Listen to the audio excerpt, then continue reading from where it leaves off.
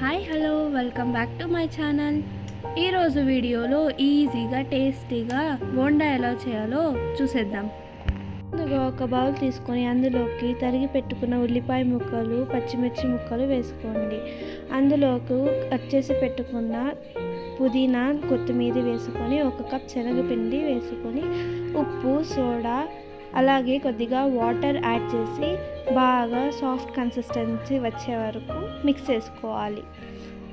ఇలా పిండి బాగా మిక్స్ అయ్యాక ఒక కడాయిలో డీప్ ఫ్రైకి కావాల్సినంత ఆయిల్ వేసుకొని ఇలా కొద్దిగా ఆయిల్లో రౌండ్ షేప్ వచ్చేటట్టు డ్రాప్ చేస్తూ ఉండాలి.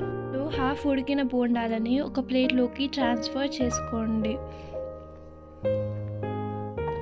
ఇప్పుడు ఒక్కొక్కటిగా ఆయిల్లోకి ప్రెస్ చేస్తూ వదలండి. ఇలా చేయడం వల్ల బోండాలు క్రిస్పీగా వస్తాయి. బాగా రోస్ట్ అయిన తర్వాత ఆ బోండాలని ఒక ప్లేట్లోకి ట్రాన్స్ఫర్ చేసుకొని సర్వ్ చేసుకొని ఎంజాయ్ చేయండి. ఈ రెసిపీని మీరు ఎప్పుడన్నా టీ టైంలో స్నాక్స్గా కానీ లేదా వర్షం పడుతున్నప్పుడు టేస్టీగా తినాలనిపించినప్పుడు కానీ ఖచ్చితంగా ట్రై చేసి చూడండి. మీకు ఈ రెసిపీ నచ్చినట్లయితే లైక్ చేయండి, షేర్ చేయండి, సబ్స్క్రైబ్ చేయండి. Thanks for watching my video. See you in the next video. Bye.